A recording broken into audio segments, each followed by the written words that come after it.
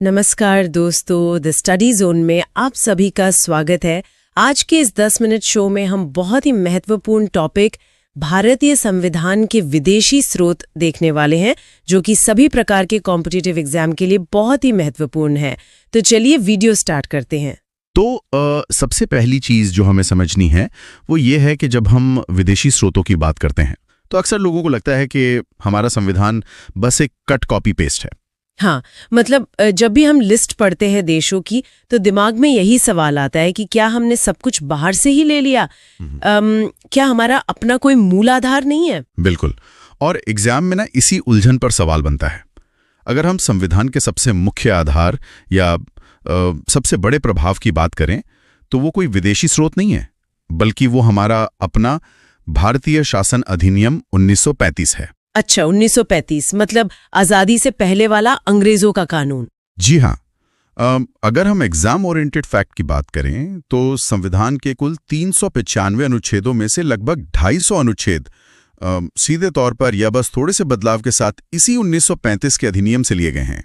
बाप रे, 395 में से 250 अनुच्छेद, ये तो मतलब आधे से भी बहुत ज्यादा हो गया। एकदम सही। और इसीलिए इसे याद रखने की हमारी पहली ट्रिक ही यही है, 250 का विशाल आंकड़ा।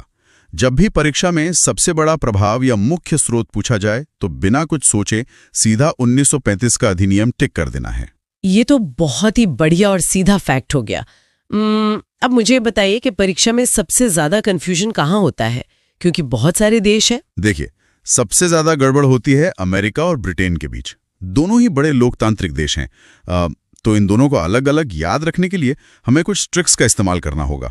तो सबसे पहले ब्रिटेन को कैसे याद रखें, क्योंकि उनका तो हम पर राज था। बिल्कुल, यही तो हमारी ट्रिक है, संसद और शासन। चूंकि अंग्रेजों ने यानी ब्रिटेन ने हम पर शासन किया था, इसलिए शासन से जुड़ी ज्यादातर चीजें वहीं से आईं। अच्छा, जैसे कि संसदात्मक शासन प्रणाली। हाँ, संसदात्मक शासन प्रणाली, मंत्रिमंडल प्रणाली और कानून कैसे बनेगा, यानी विधि निर्माण प्रक्रिया और विधि का शासन, ये सब ब्रिटेन से है। और वो जो नागरिकता वाला पॉइंट है, क्या एकल नागरिकता भी ब्रिटेन से है? एकदम सही पकड़ा आपने। पूरे देश पर एक साथ शासन करने के लिए एकल नागरिकता की जरूरत थी, तो वो भी ब्रिटेन से ही ली गई। द्विसदनवाद भी यहीं से है। चलिए, शासन, संसद और कानून वाली बातें तो ब्रिटेन के खाते में चली गईं। तो अमेरिका से क्या लिया हमने? अमेरिका की ट्रिक है अधिकार, न्याय और सर्वोच्चता। अब देखिए, अमेरिका दुनिया का सबसे ताकतवर देश माना जाता है ना? हाँ बिल्कुल, पावरफुल तो है। तो बस जो भी चीजें सुप्रीम है वो अमेरिका से आई, जैसे नागरिकों को ताकत देने वाले मौलिक अधिकार और न्याय देने वाली सबसे बड़ी संस्था यानी न्यायपालिका की स्वतंत्रता। ओहो, मतलब न्यायपालिका की स्वतंत्रता और न्यायिक पुनरावलोकन भी यहीं से होगा? जी हाँ। संविधान की सर्वोच्चता, सुप्रीम कोर्ट और हाई कोर्ट की जजों को हटाना और यहां तक कि निर्वाचित राष्ट्रपति और उस पर जो महाभियोग लगाने की प्रक्रिया है वो भी अमेरिका से है। मतलब जितने भी भारी भरकम और सुप्रीम पद है और उनको हटाने के तरीके हैं, वो सब अमेरिका से है।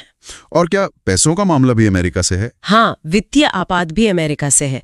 लेकिन यहाँ एक बहुत बड़ा कंफ्यूजिंग पॉइंट है जहां बच्चे अक्सर नंबर गवा देते हैं। वो कानून के समक्ष समानता और कानूनों का समान संरक्षण वाला कंफ्यूजन।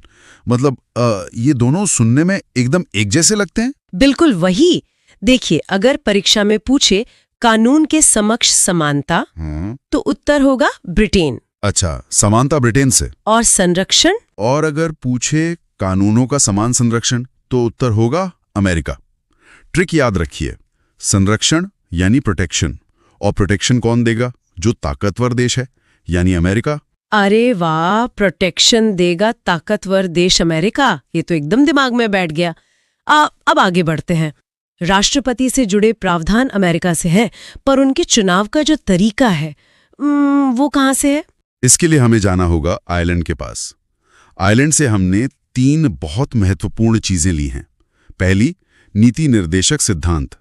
दूसरी, राष्ट्रपति के निर्वाचक मंडल की व्यवस्था। और तीसरी है राज्यसभा में साहित्य, कला, विज्ञान और समाज सेवा के क्षेत्रों से 12 सदस्यों का मनोनयन।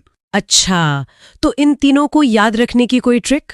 क्योंकि नीति निर्देशक सिद्धांत अक्सर भूल जाते हैं। बहुत आसान है। आयरलैंड शब्द में शुरू में क्या आता है? आय यानी इनकम। अब आप ही बताइए, किसी देश की आय अच्छी कैसे होगी? जब उसकी नीतियां अच्छी होंगी। बिल्कुल। अच्छी आय के लिए अच्छी नीति चाहिए। तो नीति से याद रखें नीति निर्देशक सिद्धांत, और उन नीतियों को लागू करने के लिए राष्ट्रपति का निर्वाचक मंडल और सलाह देने के लिए उन 12 विशिष्ट लोगों का मनोनयन भी आयरलैंड से। क्या बात है, आय से नीति का माल की ट्रिक है।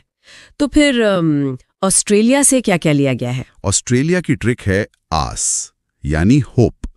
देखिए, केंद्र और राज्य को हमेशा एक दूसरे से आस होती है ना। हाँ, दोनों को मिलके ही तो देश चलाना होता है। बस, तो जहां मिलकर काम करने की बात हो वो ऑस्ट्रेलिया से है। जैसे केंद्र और राज्य के बीच शक्तियों का विभाजन और समवर्ती सूची, जिस पर दोनों मिलकर कानून बनाते हैं। अच्छा, समवर्ती सूची ऑस्ट्रेलिया से। और अगर दोनों में झगड़ा हो जाए तो जो संयुक्त बैठक होते हैं? वो भी ऑस्ट्रेलिया से। संसद के दोनों सदनों की संयुक्त बैठक यानी साथ बैठना, क्योंकि देश को उनसे आस है कि वो मिलके मुद्दा सुलझा लेंगे। हाँ, आस है इसलिए साथ बैठना। और व्यापार वाली स्वतंत्रता भी यहीं से है क्या? हाँ, व्यापार, वाणिज्य और समागम की स्वतंत्रता भी यहीं से है। लेकिन एक कंफ्यूजिंग पॉइंट यहां भी है प्रस्तावना को लेके। प्रस्तावना तो हमने अमेरिका वाले हिस्से में पढ़ा था ना? हाँ, अगर पूछे प्रस्तावना कहाँ से ली गई तो उत्तर अमेरिका है। लेकिन अगर एग्जाम में पूछें प्रस्तावना की भाषा कहाँ से ली गई है, तब उत्तर क्या होगा? तब उत्तर ऑस्ट्रेलिया होगा। एकदम सही। भाषा पूछे तो ऑस्ट्रेलिया टिक करना है। चलिए, अब बात करते हैं केंद्र की ताकत और आपातकाल की। ये भारी भरकम प्रावधान कहाँ से आए? हाँ, हमारे यहाँ केंद्र सरकार बहुत ताकतवर है। तो ये मजबूती हमने कहाँ से ली है? ये हमने लिया है कनाडा से। ट्रिक बहुत सिंपल है। कनाडा को रिलेट करें कंधा से। कंधा? मतलब मजबूत कंधा। बिल्कुल। भारत जैसे बड़े देश को संभालने के लिए केंद्र का कंधा बहुत मजबूत होना चाहिए। इसलिए मजबूत केंद्र के साथ संघात्मक व्यवस्था कनाडा से ली गई। अच्छा, और जो वो अवशिष्ट शक्तियां होती हैं जो किसी सूची में नहीं होती, वो भी तो केंद्र के ही पास होती है ना? हाँ, अवशिष्ट शक्तियां भी केंद्र के पास हैं।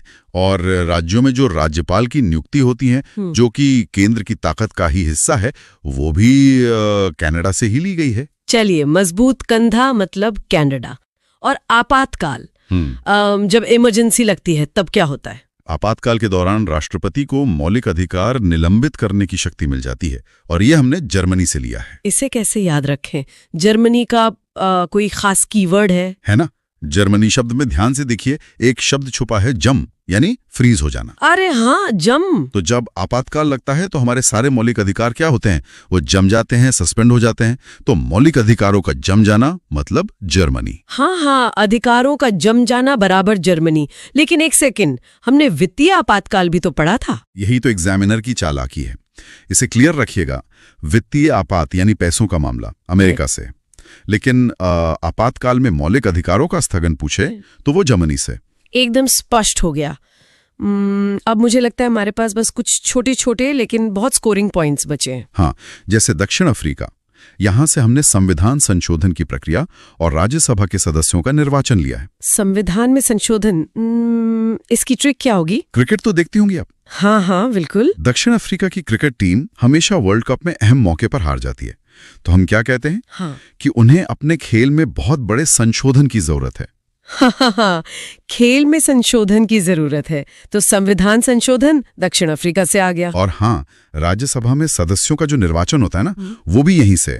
याद रखिएगा, मनोनयन आयरलैंड से था पर निर्वाचन दक्षिण अफ्रीका से है। हाँ, ये अंतर याद रखना बहुत जरूरी है, वरना एक नंबर कट सकता है। और रूस का क्या? रूस तो भारत का पक्का दोस्त है, और एक अच्छे दोस्त का क्या कर्तव्य होता है? मुश्किल वक्त में साथ देना। बिल्कुल। तो दोस्त के कर्तव्य से याद रखिए कि मौलिक कर्तव्य का प्रावधान रूस से लिया गया है। अरे वाह, दोस्त का कर्तव्य यानी रूस। बहुत ही प्यारी ट्रिक है ये। और विधि द्वारा स्थापित प्रक्रिया, ये शायद जापान से है ना? एकदम सही, जापान से है। और इसकी ट्रिक भी बहुत मजेदार है। जापान में से पान शब्द निकाल लीजिए। पान? खाने वाला पान? हाँ, पान खाने की एक स्थापित प्रक्रिया होती है। पहले कत्था, फिर चूना, फिर सुपारी, एक प्रॉपर प्रक्रिया है ना। हाँ, बिल्कुल है। तो बस पान बनाने की स्थापित प्रक्रिया से याद रखिए, विधि द्वारा स्थापित प्रक्रिया जापान से ली गई है। पान की स्थापित प्रक्रिया जापान से, ये तो मैं कभी नहीं भूलने वाली। अब आखिरी देश बचा है शायद फ्रांस। हाँ, फ्रांस। यहां से हमने गणतंत्रात्मक व्यवस्था और हमारी प्रस्तावना के 3 सबसे अहम शब्द लिए हैं: स्वतंत्रता, समता और बंधुता। अच्छा, स्वतंत्रता, समता और बंधुता। क्या इसका फ्रांसीसी क्रांति से कोई लेना देना है? बिल्कुल। इतिहास में फ्रांसीसी क्रांति का मुख्य नारा ही यही था: स्वतंत्रता, समानता और भाईचारा। तो बस प्रस्तावना में ये तीनों शब्द और गणतंत्र शब्द हमने फ्रांस से ही अपनाए हैं। तो दोस्तों, आज के इस वीडियो में हमने भारतीय संविधान के विदेशी स्रोत को विस्तार से समझा। अगर वीडियो आपको उपयोगी लगा हो तो लाइक जरूर करें, अपने दोस्तों के साथ शेयर करें और हमारे चैनल द स्टडी जोन को सब्सक्राइब करना न भूलें। बहुत जल्द मिलते हैं इस सीरीज के अगले वीडियो के साथ। नमस्कार।